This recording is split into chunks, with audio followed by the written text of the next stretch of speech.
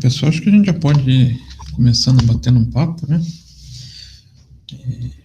Antes de começar a aula, deixa eu fazer uma pergunta para vocês. Vocês têm assistido às aulas em computador ou celular?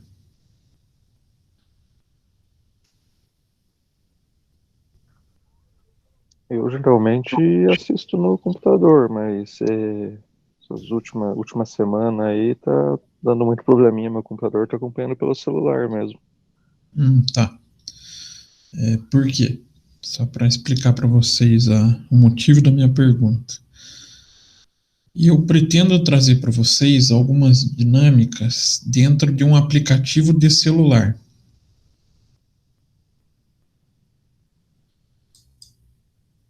E dentro desse aplicativo de celular, a gente teria que utilizar tanto a minha tela compartilhada quanto o celular de vocês.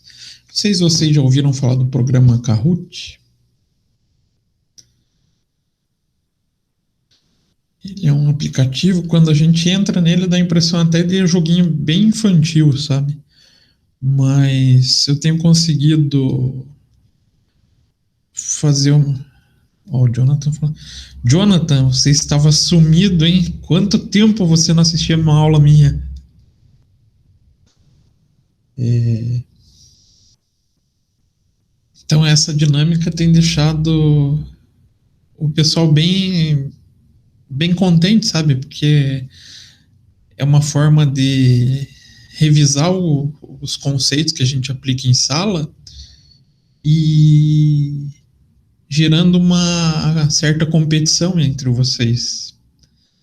Então, eu pretendo. Vou começar firme agora. Tá certo, já não tem que aproveitar. Vocês estão na reta final já. Falta tão pouco.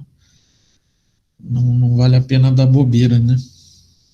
E aí a gente vai mais para frente utilizar esse aplicativozinho. Então daí, mas eu aviso vocês para vocês tentarem ver no computador que fica mais bacana com essa dinâmica. O aplicativo é bem simples, bem fácil de jogar. Outro sumido. Hoje é o dia dos sumidos, olha. William também, quanto tempo, hein? Eu tava quase me apresentando pro Jonathan aqui já.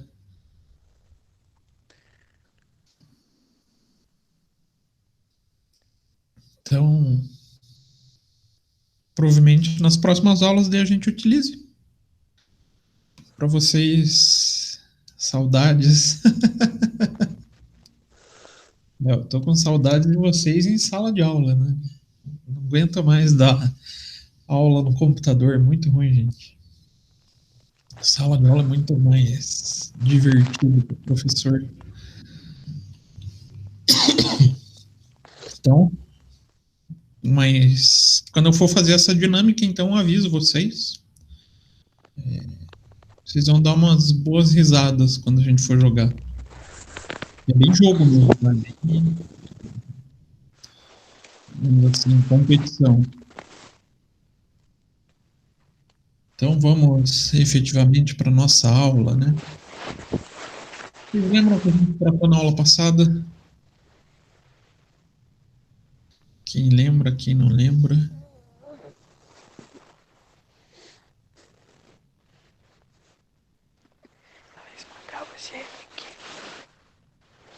A gente está te ouvindo, William.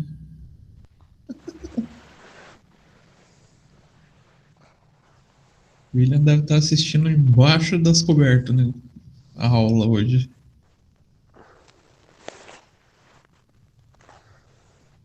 Então, a aula passada, nós estávamos conversando sobre o controller e a figura da controladoria, né? Como ela atua. Assim, hoje está bem propício para isso, né, gente? Um dia bem geladinho, bem fique debaixo da coberta. Então,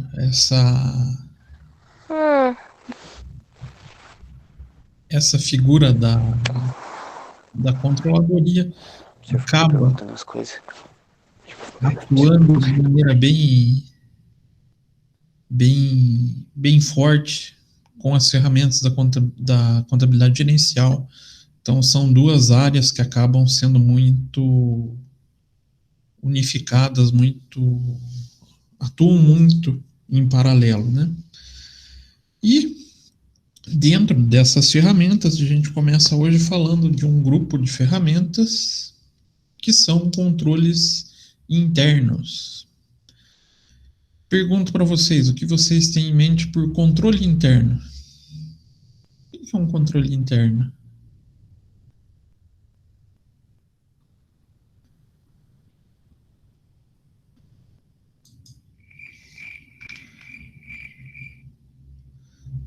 Tá tão silencioso que eu consigo ouvir os grilos aqui perto de casa.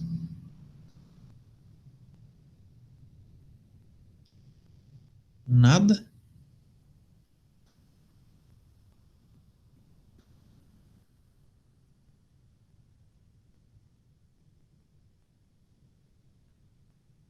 Ninguém arrisca? Pode dar uma dica, não tem problema. Controle interno. O que é um controle interno? Mas seria uma forma de. Quando tipo não sai do controle do gestor, por exemplo. Controle do gestor? É, quando.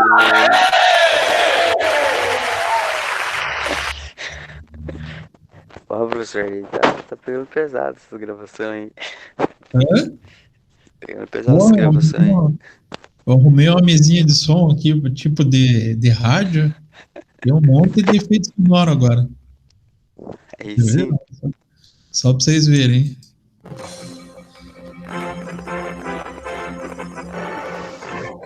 Deixa eu ver o que mais tem aqui. Essa é boa. Não, essa é mais legal, ó. Errou! Ninguém acertou! Boa. A gente tá tendo que inovar, né? Senão a aula começa a ficar muito monótona, né? A gente tá Verdade. tentando se virar nos 30, passar vídeo, fazer jogo, tudo para deixar mais dinâmica um pouco a aula, né? Senão a gente morre de tédio. Até por isso que eu quero trazer o joguinho para vocês, que olha, semana passada eu fiz em contabilidade de custos, o pessoal quase se matou entre eles para jogar. Mega divertido. Mas essa figura de ferramentas para controle dos gestores reflete bem a figura da contabilidade gerencial, né? Então, o Jonathan até comentou, seria toda a parte do gerenciamento operacional, envolve a parte de gerenciamento operacional, então toda a parte que auxilia os gestores em efetuar realmente o controle do funcionamento da empresa acaba se enquadrando como ferramentas da contabilidade gerencial, não. É da contabilidade gerencial, mas dos controles internos, né? Então vamos para a nossa aula.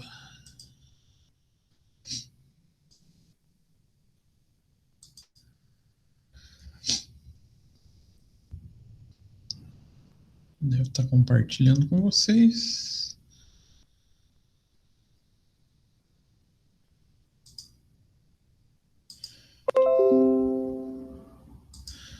Então, falaremos hoje sobre a figura dos controles internos.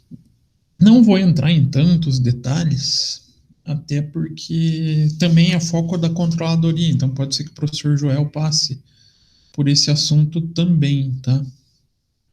Mas é importante que a gente tenha esse conhecimento dentro da contabilidade gerencial como uma ferramenta da contabilidade gerencial.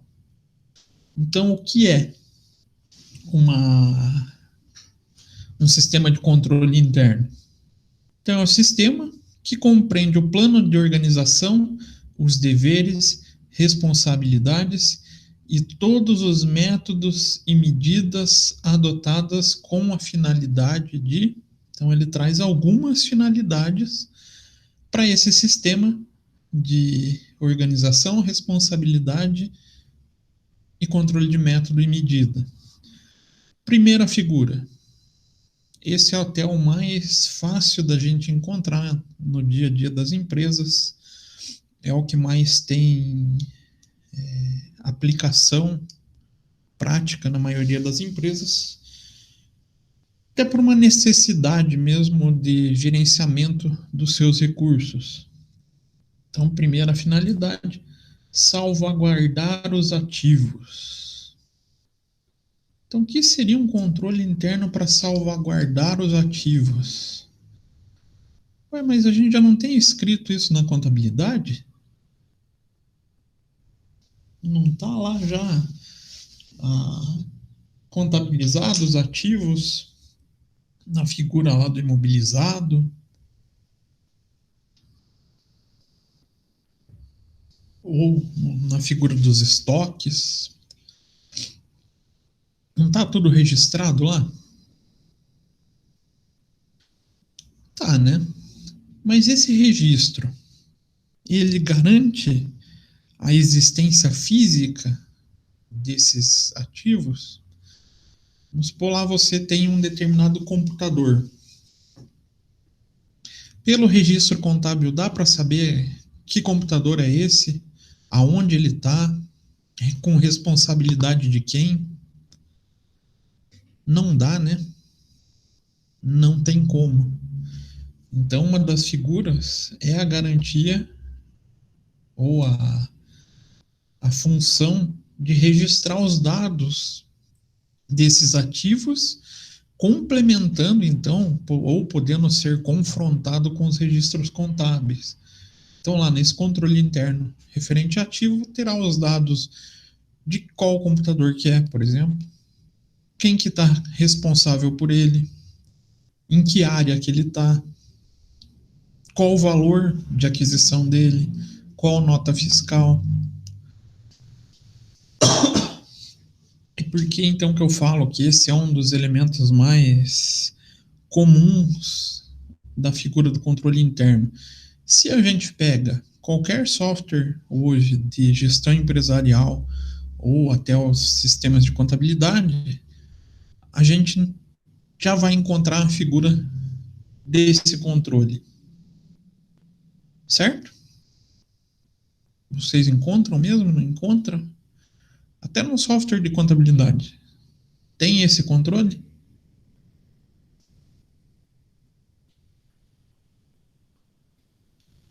Vamos mostrar para vocês. Provavelmente demora um pouquinho, porque o meu sistema na primeira abertura do dia ele é chato.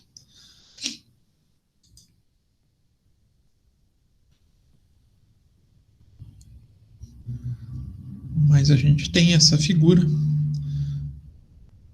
Um software simples de contabilidade.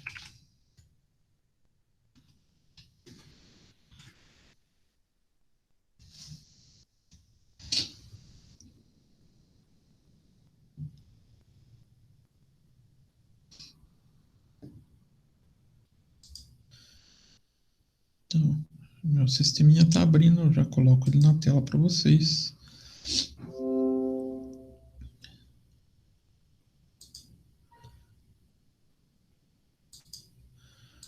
Então, essa figura acaba sendo a mais comum, justamente por essa característica de já estar incluída na maioria dos sistemas de informação, né, os sistemas de controle gerencial. E também aí a gente utiliza os outros softwares para...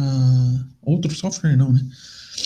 Que não são especificamente de contabilidade, mas os ERPs, quando a gente fala das figuras de estoque. Então, controle de estoque, quando a gente está pensando no controle físico.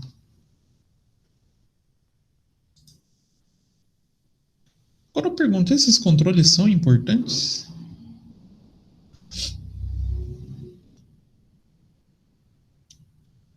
Você conhecer onde estão os seus bens ou como está o seu estoque é importante para a empresa?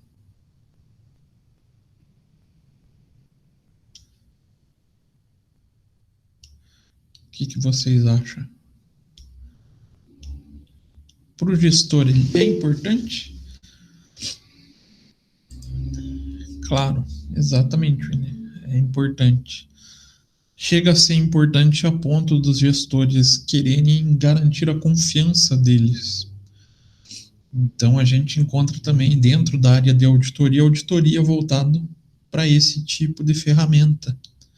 Auditoria de controle interno, onde os auditores tentam atestar, tentam não, né? Eles trabalham para atestar se esses controles estão realmente fidedignos ou não. Então, outra função, verificar a exatidão e a fidelidade dos dados e relatórios contábeis e de outros dados operacionais. Então, ele serve para fazer essa garantia de que tudo que está na contabilidade reflete com a realidade da operação. Então, exemplo, a gente tira um relatório, um livro razão do estoque. O controle interno ele vai servir para testar. Opa, o razão está batendo com a minha movimentação física ou com o meu registro de inventário. Então, ele serve para testar se a contabilidade também reflete a realidade operacional. Tem alguma outra área que a gente poderia confrontar relatório contábil com controle interno, com dado operacional?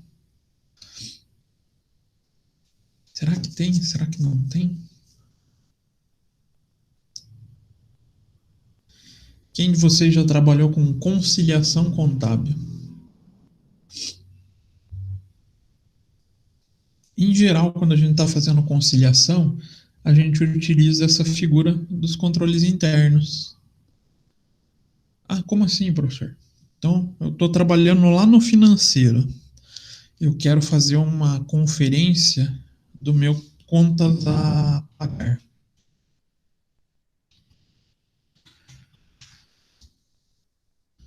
Eu vou ter que ter um relatório de contas a pagar para poder conferir com os registros lá de fornecedores, contas a pagar, duplicatas a pagar, então com os meus registros do passivo. Então a gente consegue fazer diversas conferências utilizando a figura do controle interno com os registros contábeis.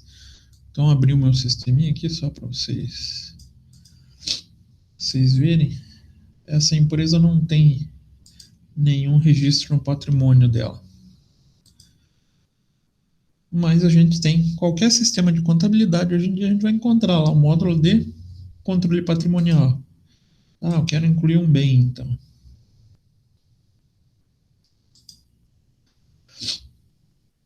Então ele vai pedir lá código. Geralmente as empresas adotam uma plaqueta, né? Já viram isso? Plaqueta do patrimônio. Fica colado no bem. Aí vai adicionar a descrição do bem. Pode adicionar que grupo contábil que ele pertence. Pode vincular um responsável. Então, um centro de custo.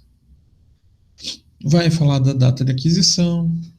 Aí vai fazer uma relação com o fiscal, né? Com a nota fiscal, que produto que foi comprado, qual produto que ele é relacionado.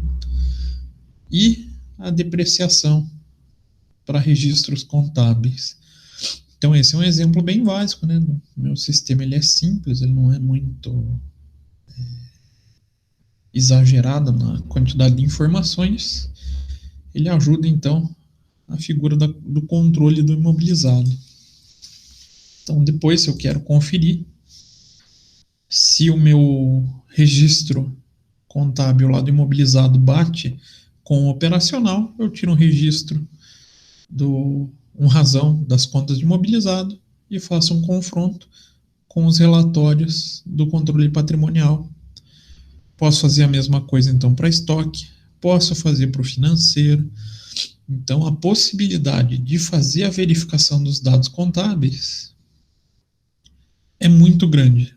Então, por isso a importância para a contabilidade do controle interno.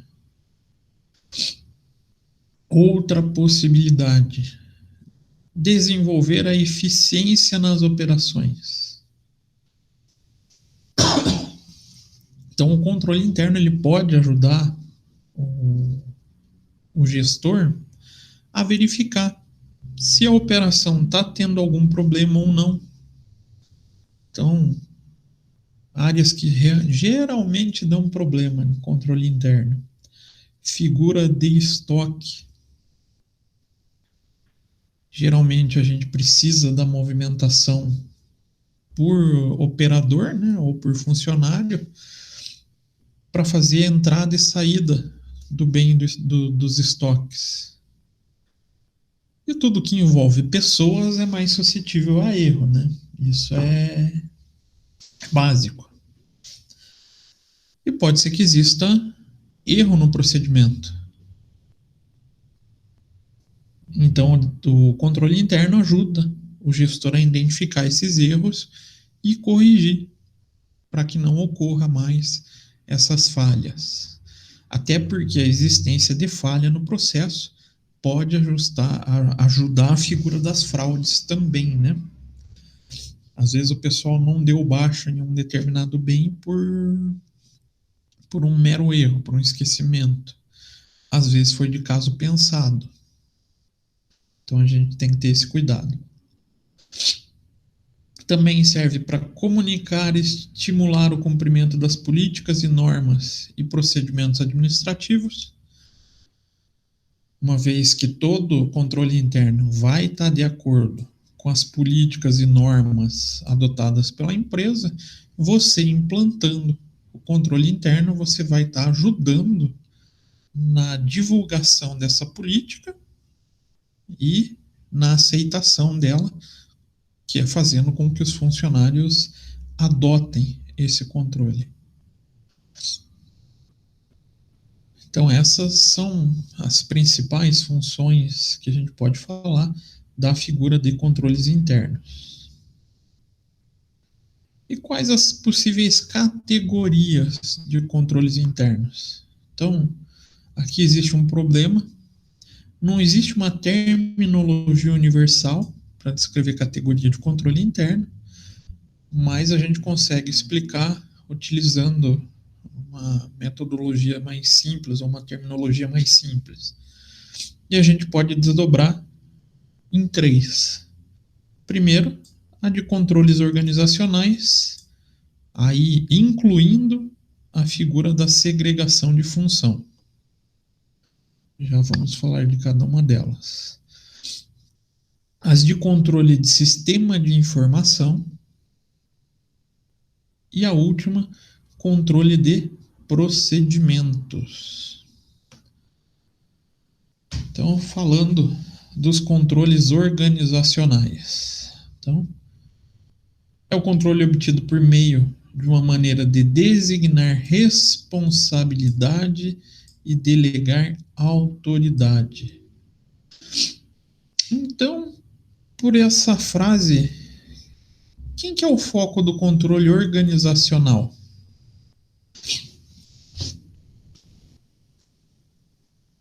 Em quem a gente deposita a confiança no controle organizacional? Eu acho o sistema mais delicado, porque a gente deposita em pessoas. O depósito da confiança em pessoas é um pouco frágil, né? Uma vez que pessoas sempre são suscetíveis a erros ou mesmo a desvio de conduta. Mas, claro, é importante a designação de responsabilidade para que exista um controle dessas próprias pessoas em relação aos seus subordinados. Então, essa estrutura é um marco que se realiza as atividades de planejamento, execução e controle de atividades operacionais. Então, exemplos: a atribuição de responsabilidade e delegação de autoridade claramente definida. Então, você designar quem é o responsável por cada atividade e definir claramente quais as funções desse cargo. Tem alguma ferramenta que ajude nisso? A enxergar quem é quem dentro da empresa?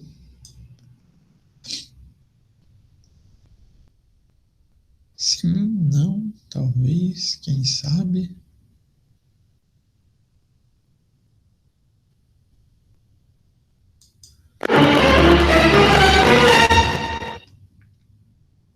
Tem, né? Tem. O organograma. O organograma ajuda a estipular quem são os responsáveis e divulgar para todos quem são esses responsáveis.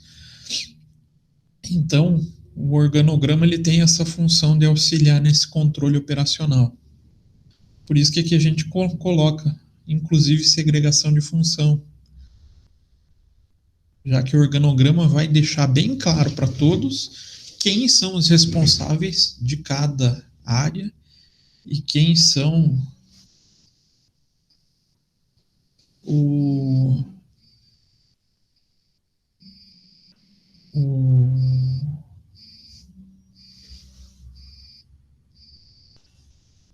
e quem são os... Deu branco aqui, peraí. Travei que meu celular estava tocando. E quem são essas pessoas que estão em cada função. Então, o organograma ajuda a fazer essa classificação. Então, segregação de função incompatível para evitar que sejam controladas por qualquer indivíduo ou departamento da organização. Então, atribuir as atividades e controles certos às pessoas certas. Não adianta a gente querer atribuir responsabilidade do controle da tesouraria para o gerente contábil, né? É a função dele? Não, tem que ser o gerente de tesouraria ou o tesoureiro, para que a gente consiga fazer essa discriminação. Fornecimento de recursos, inclusive pessoal competente, e em quantidade suficiente para o cumprimento das responsabilidades atribuídas. Então, quando a gente faz organograma, a gente faz a segregação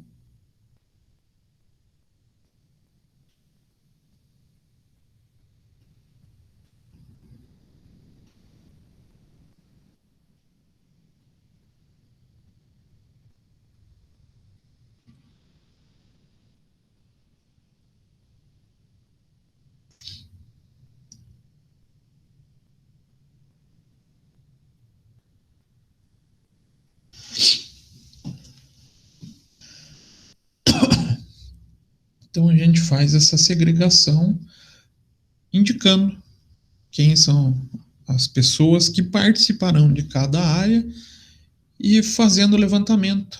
Se existe pessoa suficiente, se não existe, para que aquela atividade seja desempenhada. E aqui eu acho mais importante, até para atribuição de sistema de recompensa, existência de sistemas de medição e avaliação de desempenho. Então, dentro da contabilidade gerencial e da controladoria, o sistema de avaliação ele é extremamente importante na figura do controle organizacional. Aqui a gente costuma encontrar o pessoal falando muito minhas metas, vai estar relacionado, então, a esse sistema de avaliação. Quem de vocês já trabalhou com metas?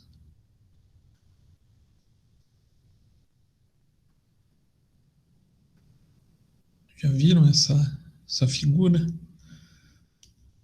Esse sistema de metas. A gente começa criando as metas lá em cima, no presidente da companhia, ou no dono, no diretor.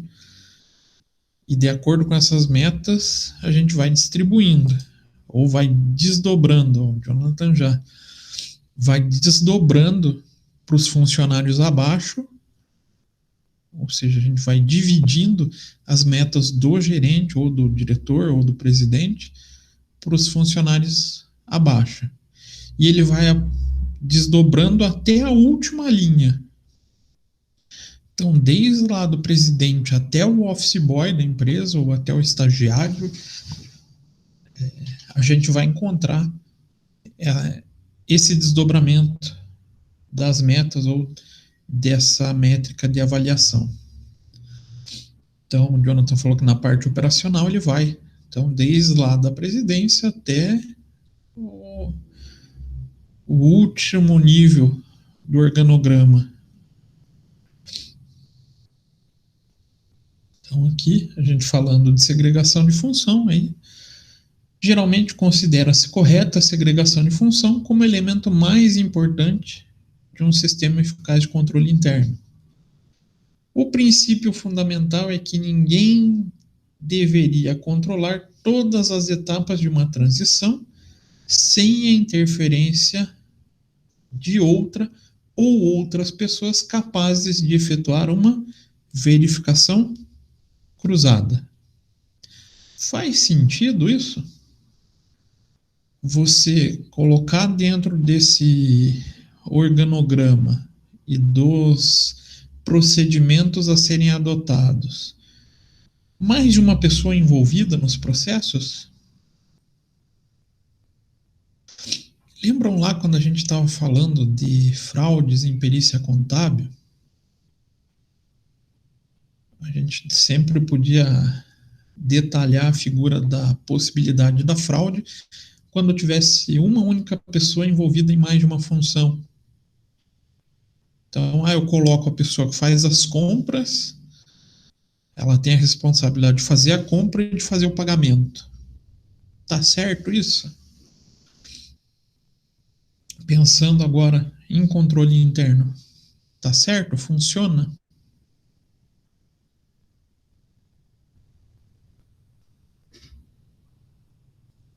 Ou aumenta a chance para alguma coisa dar errado?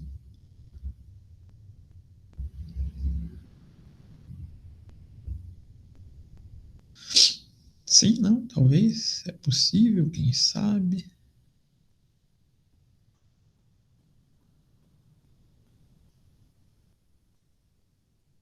Depende?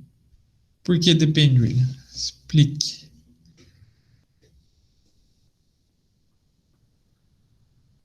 O Jonathan falou que tem sentido.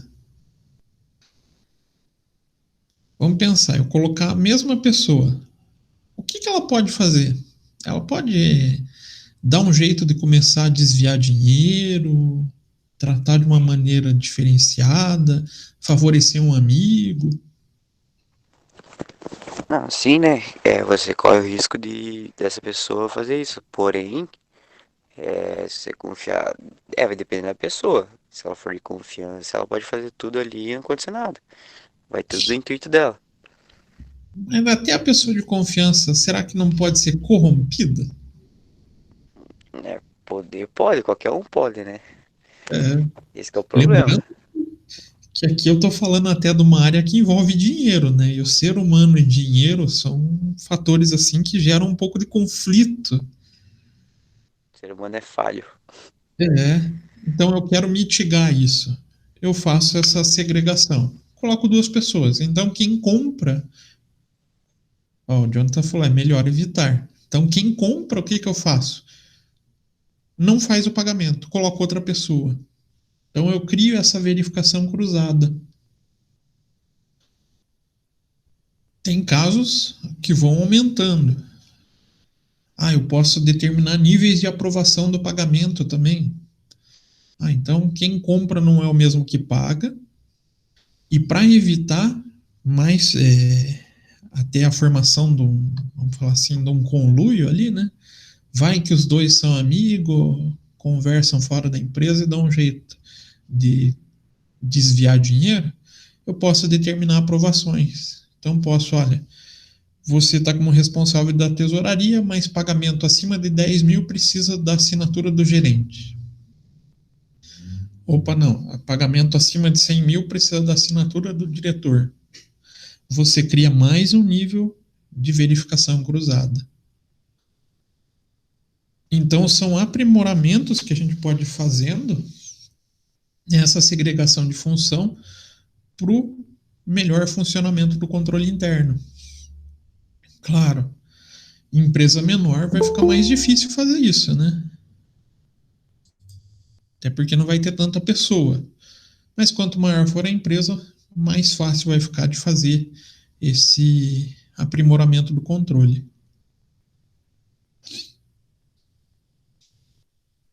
Então, a eficácia global do sistema depende, ao mesmo tempo, de se contar com o número apropriado de funcionário, né, o que eu falei para vocês, competentes para realizar o trabalho em cada um desses níveis. Não basta também ter pessoas competentes sem um sistema de controle, ou também não basta ter um sistema de controle ultra sofisticado sem pessoa com habilidade para gerir esse sistema ou para colocar esse sistema em funcionamento. Então aqui é colocar pessoas certas nas funções certas para garantir o funcionamento do controle. Não só do controle, mas do funcionamento operacional, né? Então, só frisando, controle organizacional está envolvido com a figura das pessoas, da composição do organograma da companhia, da divisão das funções entre as pessoas. Outra figura, então, encontrada no controle é o controle do sistema de informação. Então, controle sobre o sistema de informação refere-se ao controle obtido mediante a prestação de informações aos níveis adequados da administração. Então, em todas as empresas, o planejamento e o controle das operações depende do conhecimento que a administração tem das atividades e operações passadas, presentes e futuras. Então, o que a gente pode entender como controle do sistema de informação? Aqui entra bem a figura da contabilidade gerencial. É levar a informação certa, a geração de informação certa para pessoas certas. As pessoas responsáveis pelas atividades têm que ter acesso às informações relativas à sua função, ao seu desempenho das atividades. Então, salvo nas pequenas empresas, esse conhecimento dependerá, maior ou menor grau, do sistema de informação implantada. Lembrando, a figura do sistema de informação para a gente da contabilidade gerencial não é o software, tá? O software ele é uma ferramenta dentro do sistema de informação. O sistema de informação é o trâmite ou o trânsito de informações até a chegada para os gestores ou para os diretores, para quem comanda a empresa. Então, o correto trânsito das informações, passando as informações certas para as pessoas certas, é a métrica do controle de sistema de informação. E o controle de procedimento. Então, nos referimos ao controle obtido mediante a observação de políticas e procedimentos dentro da organização.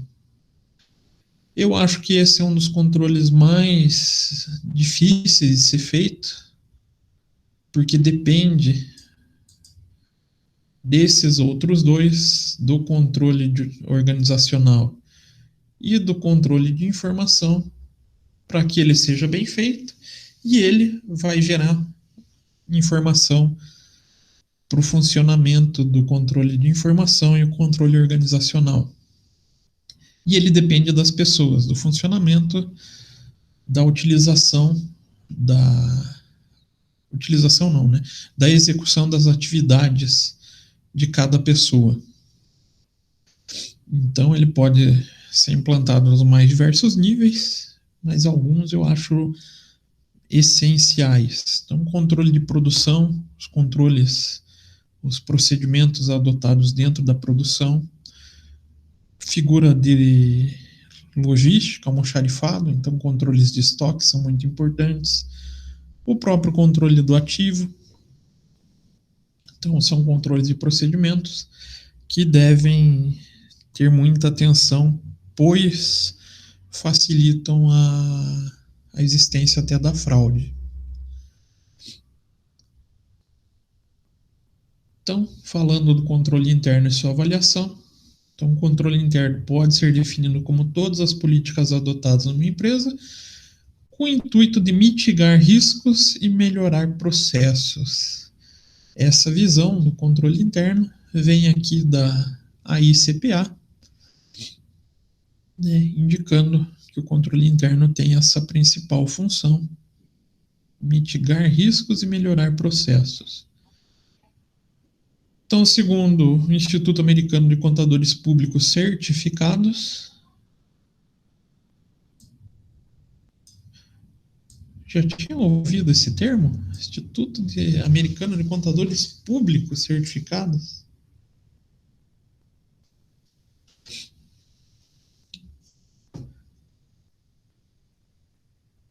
Esse nome aqui é estranho, né? Contadores Públicos.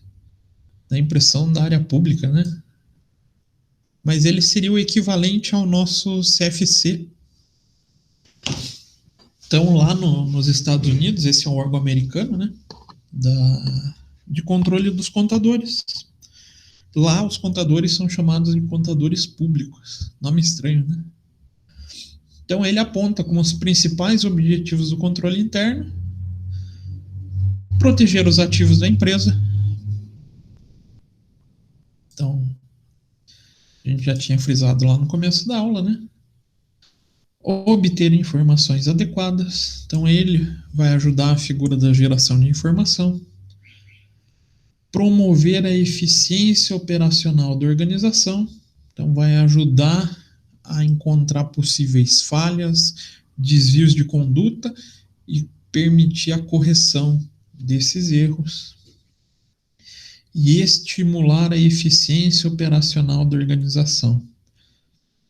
Então, as pessoas, sabendo que existem os controles e, principalmente, se adotado um sistema de controle de meta, de controle de desempenho, e atrelar principalmente a um programa de remuneração, você vai estimular os funcionários ou as pessoas envolvidas na eficiência desse funcionamento operacional da organização. Isso aqui pode ser implementado nos mais diversos níveis, tá?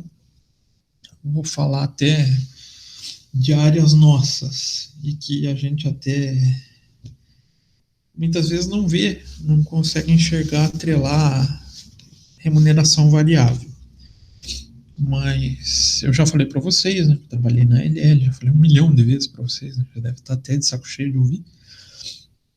E lá sempre foi uma empresa muito conhecida pela figura da remuneração variável. Sempre foi muito forte.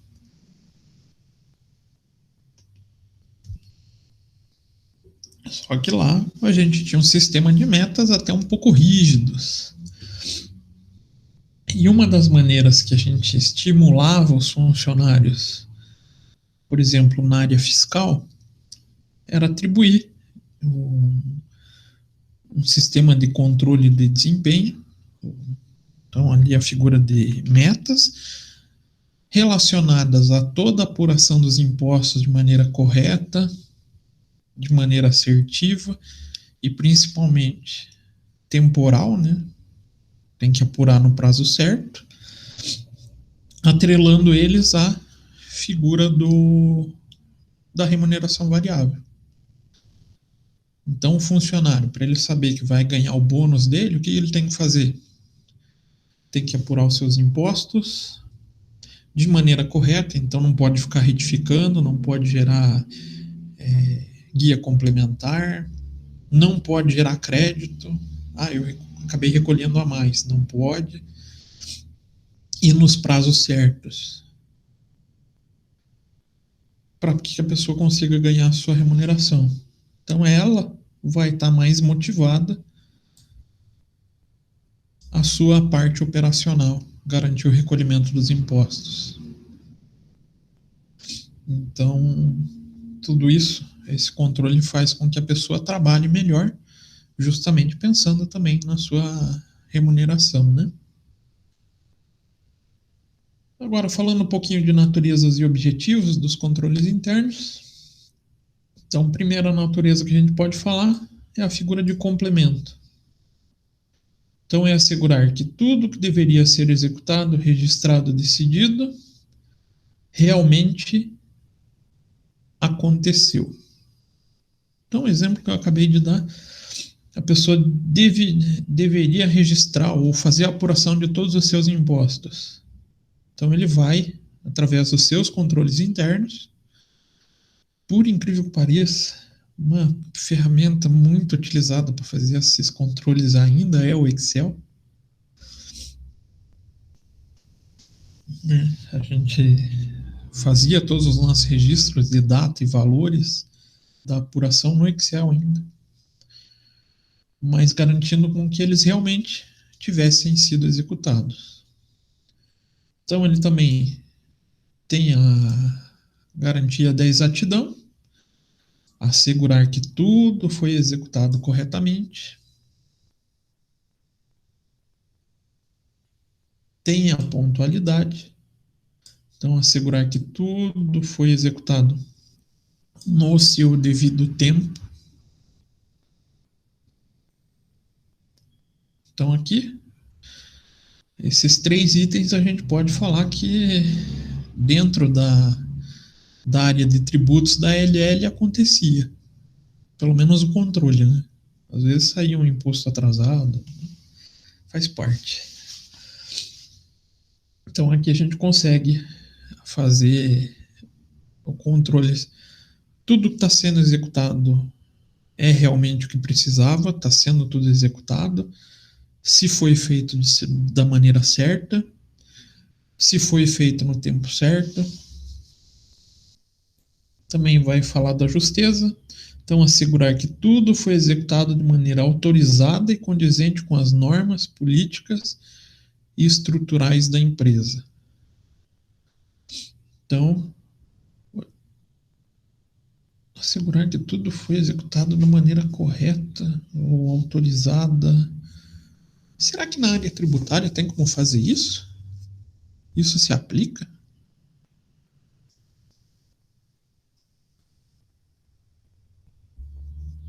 Sim, não, talvez.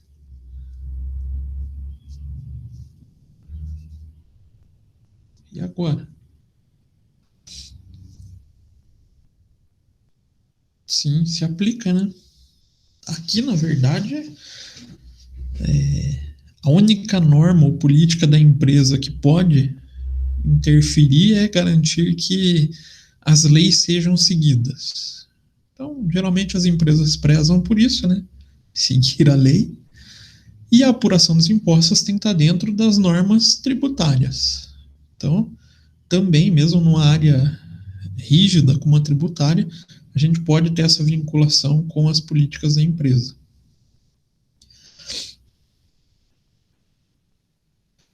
A outra maneira, ou a outra natureza é econômica. assegurar que tudo está economicamente justificável dentro do escopo da finalidade da empresa. Então, assegurar que todos os valores saiam certos dentro do esperado para o funcionamento da área ou da organização, para que a empresa tenha o seu funcionamento da maneira correta.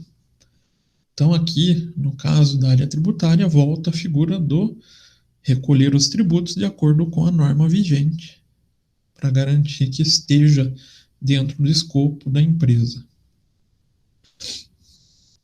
Então, aqui a gente pode falar de diversas áreas, aplicando essas naturezas para a figura da apuração ou do levantamento das atividades.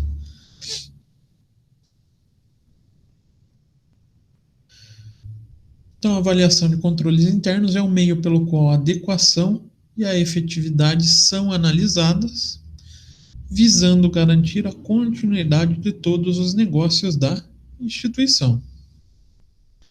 E esse mecanismo deve ser sempre respeitado como incentivo a constantes melhorias, certificando-se que cada uma das suas etapas seja devidamente documentada.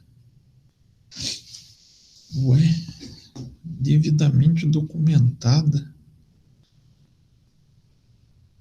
Então quer dizer que todos os meus controles internos, para que eles sejam realmente bem implementados, bem feitos, tem que ser documentado? Como que eu posso documentar isso? Tem como?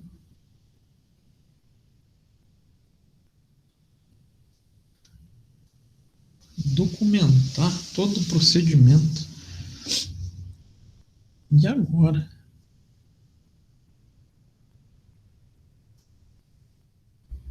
Mas eu vou até que definir um responsável para documentar, não vou? Será que tem isso nas empresas? Pode mudar o nome, tá? Mas tem. Mas tem quem faça esse tipo de trabalho. Então, a área que pode garantir com que tudo seja feito da melhor maneira possível, garantindo o funcionamento e que documente todo esse processo, em muitas empresas é a área da gestão da qualidade. Gestão da qualidade acaba desempenhando essas tarefas. Nossa, então a contabilidade gerencial, a controladoria se envolve com gestão da qualidade? Sim, se essa tiver como responsável pelos controles internos, acaba sendo relacionada ou atuando junto com a controladoria e com a contabilidade gerencial. Alguém já viu algum exemplo de documentação desses procedimentos? Sim, não, talvez, quem sabe? Essa é uma pergunta que vocês podem participar.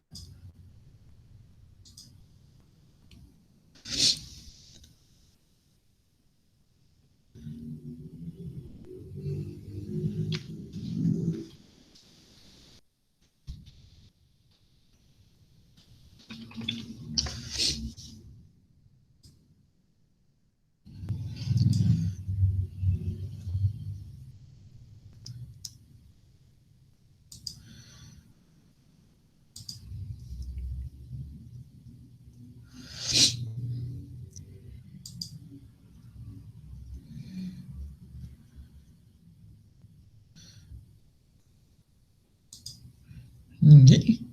Ninguém arrisca um palpite?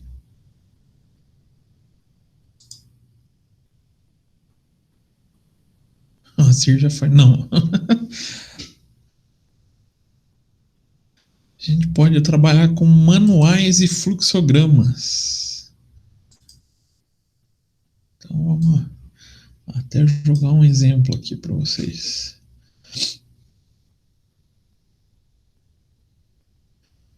Esse eu não sei que procedimento que é, mas basicamente a área da qualidade faz desenhos de como os processos devem funcionar, sendo uma dessa ferramenta fluxograma. Alguém já chegou a ver um fluxograma na prática?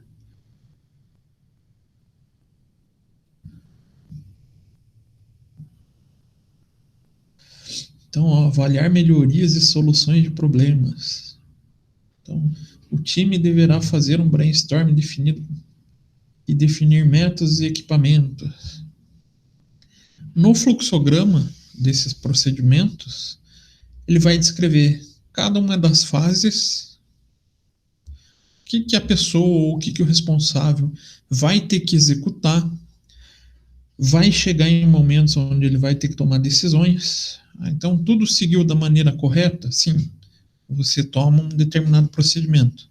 Ah, não foi encontrado, por exemplo, um ativo patrimonial. Então, ele vai indicando quais são os processos corretos até chegar em um determinado resultado esperado. Ele serve como um guia para todo e qualquer funcionário para o desempenho dessas atividades. Mas ele não vem sozinho. Ele acaba vindo junto com um manual. Então, além do fluxograma, que ele é simplificado, o manual ele vai detalhar todos esses procedimentos. Então, em empresas que têm uma cultura de controle interno mais aprimorado, esses controles terão manuais e fluxogramas de procedimento, para que ocorra o melhor funcionamento desse controle interno. Até uma área bem conhecida por essas aplicações são empresas que adotam centro de serviços compartilhados. Eles têm que ter, ou a cultura do CSC é de uma boa documentação dos seus processos internos.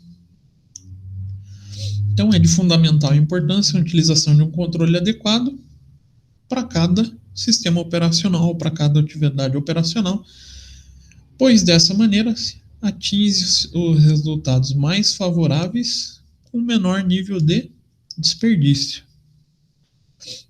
Então, dessa forma, podemos sumarizar a importância do controle interno, considerando alguns aspectos. A primeira, o eficiente controle das operações requer relatórios e análises que reflitam a situação da companhia. Então, todo o resultado desses controles, quando expressados em um relatório, vão refletir o real estado ou o real funcionamento da empresa. E a salvaguarda dos ativos da companhia, prevenção ou descoberta de erros e fraudes é responsabilidade da administração, o que para a adequada execução necessita de um bom controle interno. Então veja, dentre os dois resultados principais do controle interno, vejam a importância da garantia sobre os ativos de uma empresa. Controlar o que uma empresa tem é muito, muito importante. Vocês devem lembrar lá ou deveriam, né? Lembrar da aula de fraudes contábeis que eu trabalhei com vocês lá em perícia, que a área mais fértil para fraude é o ativo, né? A quantidade maior de possibilidades de fraude em uma companhia está no ativo. Então, o controle interno ele tem que garantir a inexistência ou mitigar a existência de fraude nesses ativos. Então, a eficiência de um bom controle interno como todo deve permitir detectar erros, irregularidades e também possibilitar a identificação de possíveis fraudes. Então, deve-se proporcionar a clara identificação das informações de como a empresa está funcionando ou de como ela funciona. Então, de maneira bem simples, o sistema de controle interno ele deve permitir a gestão, tanto encontrar erros operacionais quanto as fraudes, efetuando controle do correto funcionamento da companhia. E a gente pode dividir essas figuras de controle nos chamados centros de controle. Um é o mais conhecido de todos, né? Mas a gente costuma dividir ele em 3. Então, o sistema de controle consiste em elementos formais e informais. Dentre os elementos formais, a gente considera as regras e os procedimentos estabelecidos, ao passo que os elementos informais incluem a tradição, a prática herdada do passado e a cultura da empresa. Dentre essa divisão, a gente começa dessa divisão formal, né? Dentro dos elementos formais, a gente pode trabalhar em centros de controle, sendo o primeiro centro de custo. Esse é comum da gente encontrar, né? Então, essa é uma das ferramentas mais básicas também dentro do controle interno. Então, a gente encontra esse elemento centro de custo.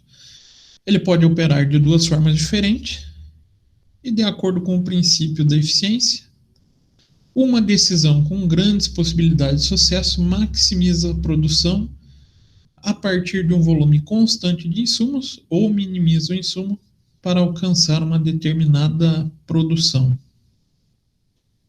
O conceito preferível vai depender da situação empresarial. Então, de maneira bem simples, centro de custos, ele pode servir para gerenciar diversas áreas das empresas, tanto administrativas quanto produtivas, mas sendo mais importantes nas áreas produtivas, onde a gente busca fazer esse controle, fazendo a medição de um volume constante de insumos em relação à correta utilização, ou ao nível de produção, ou minimizar o nível de insumos para alcançar uma determinada produção esperada. É realmente determinar quanto que eu posso gastar, ou seja, determinar um nível de controle em relação ao quanto eu estou gastando. Então, a figura de centro de custos, ela acaba sendo muito utilizada dentro da contabilidade, já que aqui a gente está falando em valores, controlar através da utilização dos gastos e além desse controle da contabilidade, ela pode ser implementada em qualquer área da empresa. E ela só serve para o controle passado? Não. Serve para o futuro também. Como? Através do desenho ou da estipulação da figura de orçamento empresarial. Então, eu quero fazer um orçamento para o próximo ano. Será que eu tendo a figura do centro de custos, isso vai me ajudar? Saber, por exemplo, eu quero definir quanto que a contabilidade vai gastar para o ano que vem. Se eu já tiver um centro de custo, isso pode me ajudar a definir quanto que eu vou gastar para o ano que vem? Se eu tiver informação do passado, facilita uma projeção futura, né? Então, o centro de custo ele pode ajudar também em projeções futuras dentro do orçamento empresarial. Outra figura de controle, centro de lucro. Centro de custos é até mais comum a gente escutar. Centro de lucro não é tão fácil assim. Então, ao contrário dos gerentes de centro de custos, o centro de lucro tem direito à decisão sobre insumos e produção. O objetivo do centro de lucros é maximizar os lucros por meio do ajuste de parâmetro de mix de insumos, quantidade e preço. Então, aqui a gente está falando de áreas que permitem a geração do quê? Receita. A ideia, quando a gente trabalha a figura de centros, é que na adoção do centro de custo, ele deva incluir somente áreas que geram gastos. O centro de lucro, ele vai ser a figura do centro que também traz receita. Então, eles conseguem gerar lucro. Ah, mas todas as empresas funcionam assim? Não. Infelizmente, algumas adotam só centro de custos. Já, é claro, já é uma baita evolução em relação às que não adotam nada. O centro de custos ela já vai ser uma ferramenta de controle boa. Mas se eu conseguir separar as áreas produtivas das auxiliares, vai melhorar a figura da gestão. Então, uma vez que todos os gerentes têm os atuais elementos de tomada de decisão sobre o seu controle direto, eles não se beneficiam com a redução de qualidade. Qualidade inferior não os ajuda a cumprir a meta pela diferença entre o lucro orçado e o lucro efetivo. Então, o bacana do centro de lucro é justamente você conseguir fazer o controle efetivo de quanto você está tendo de receita, o que você está gastando, ou o que você pretendia ter de receita e o que você pretende gastar, para determinar a figura de lucro. Então, ela também é extremamente funcional na área do orçamento empresarial. E o último centro, esse já é um pouquinho mais específico, é o centro de investimento. Então, embora o centro de lucro elimine o incentivo para a redução da qualidade, eles deixam de trabalhar uma figura importante que é problemas baseados em capital, em investimentos. Então, isso pode levar ao desperdício de recursos pelos departamentos. Não existindo controle de investimentos, pode gerar desperdício. Então, é útil, portanto, conceder aos centros o direito de tomar suas próprias decisões de investimento, ou seja, alocar fundos para possíveis projetos. Até essa forma de controle acaba sendo muitas vezes separada. São elementos diferentes, principalmente dentro dos ERPs. A gente tem centro de custo e lucro trabalhado de uma maneira e centro de investimento de outra maneira.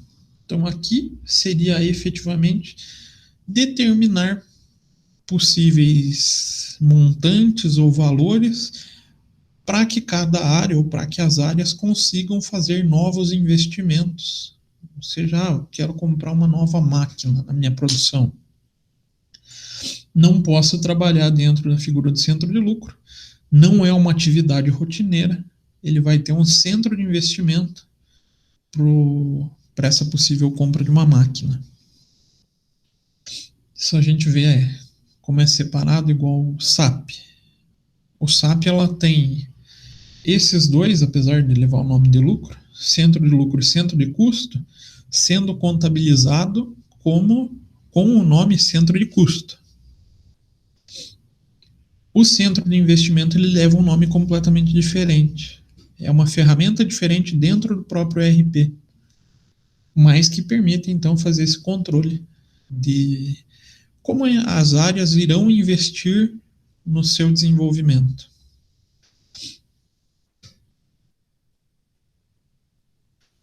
E outra possibilidade dentro dos controles internos, redução e reestruturação dos custos.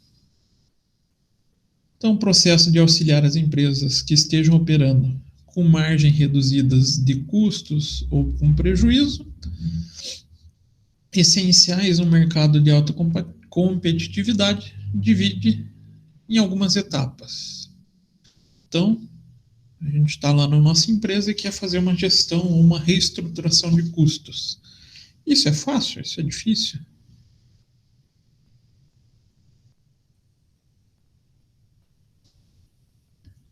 Será? Será que sim? Será que não? Quero rever os meus custos.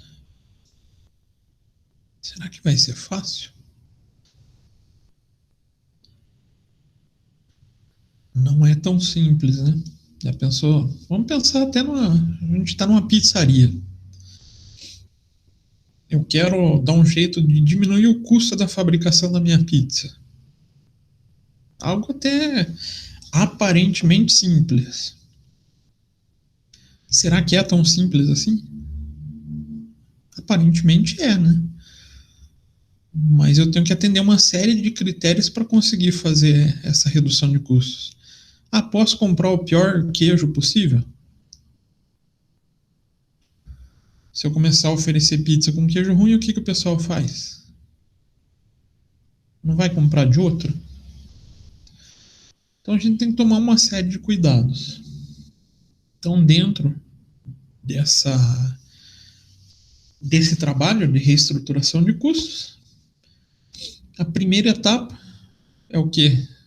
Capacitar diretores, gerentes e demais pessoas diferentes pelos resultados da empresa em técnicas, procedimentos e conceitos utilizados na gestão econômica e financeira da organização. Então qualquer tipo de trabalho de reestruturação, primeira coisa que eu preciso ter são profissionais capacitados. Segundo, participar da elaboração de um diagnóstico com levantamento de custos e margens por produto e unidade de negócio, dos aspectos estratégicos, nicho de mercado, investimento, controle interno, relatório gerencial, buscando uma análise econômica e financeira com definição de ponto de equilíbrio, lucratividade, rentabilidade, retorno do investimento, rotatividade dos estoques e outros itens que serão utilizados na análise. Puxa, aqui a gente tem uma série de áreas da contabilidade, não tem? Vamos pegar aqui. Daqui para cá, a gente está falando muito em contabilidade de custos ou gestão de custos, lucratividade, rentabilidade, retorno do investimento, rotatividade do estoque, análise de demonstrações contábeis, análise das demonstrações financeiras. Então a gente tem uma série de conhecimentos necessários para fazer esse levantamento, para verificar se um produto é rentável, se não é rentável, qual a estrutura da composição dele e o que é possível de mexer, o que não é possível mexer. Porque tem elementos aqui que vão ter mais dificuldade do que outro. Um exemplo. Quero falar... Cadê o preço? Quero falar de aumentar o preço do meu produto. Será que é sempre possível?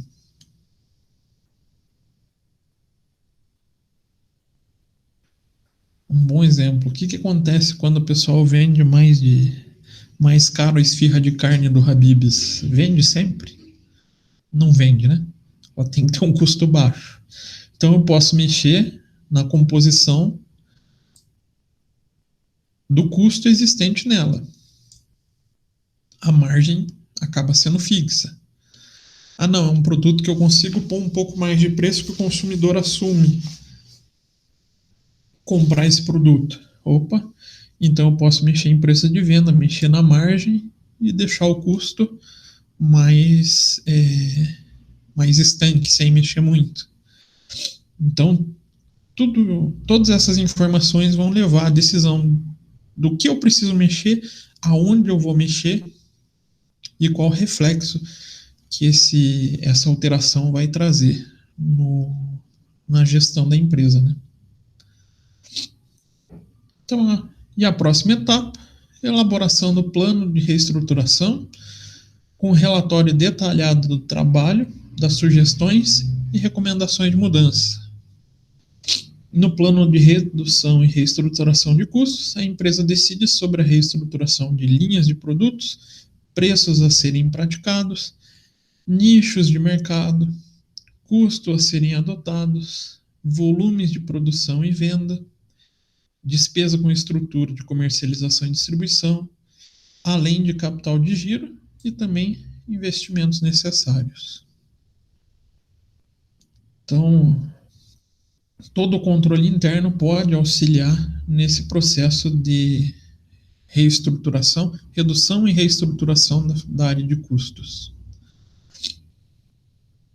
E será que isso é importante para as empresas hoje em dia?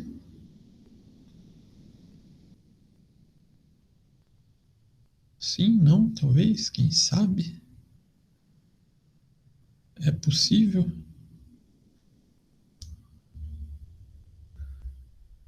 Obrigado pela participação da plateia.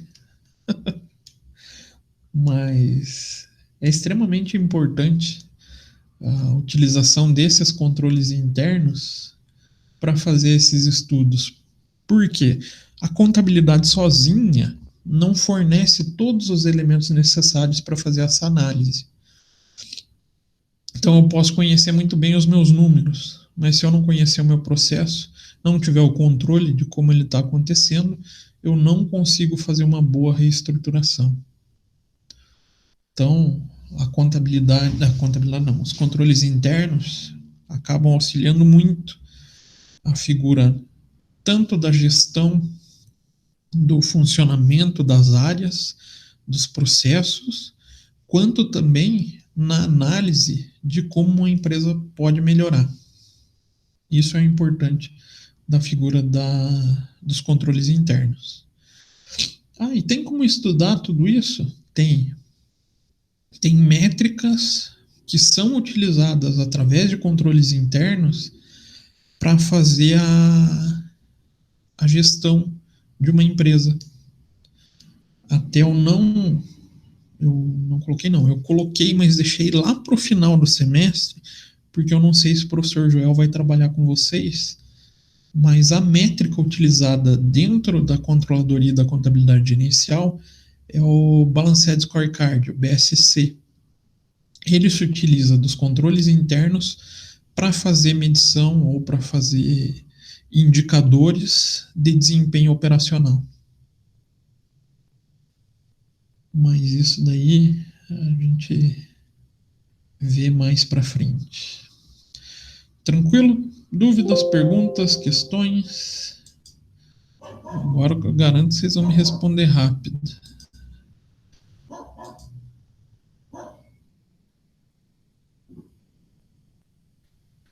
Nada? Tudo? Não entendi bolhufas nenhuma? Vocês ainda estão aí? Pegaram no sono?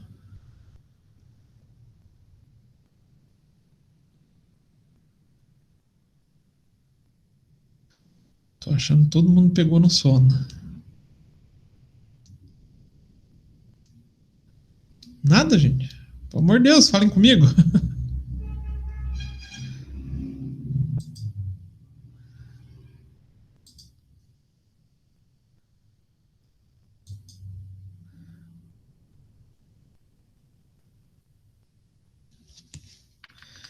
Oi, vocês estão aí ainda? Ó, Natan respondeu nada. O Wellington fez um positivo, acredito que esteja tranquilo. O Acir respondeu tranquilo. Então, da figura de controles internos, era só para dar essa pincelada, eu não ia entrar tanto em detalhe por causa também da disciplina de controladoria. Próxima aula, o que a gente vai fazer? A gente vai entrar mais na área de custos. A gente vai falar de sistemas de custeio que podem ser úteis para contabilidade gerencial, ferramentas para tomar decisão. Então a gente vai migrar um pouquinho, vai passar lá para a área de custos daí. Tranquilo? Não existindo dúvidas, nos vemos na próxima aula. E boa semana a todos. Boa semana de frio.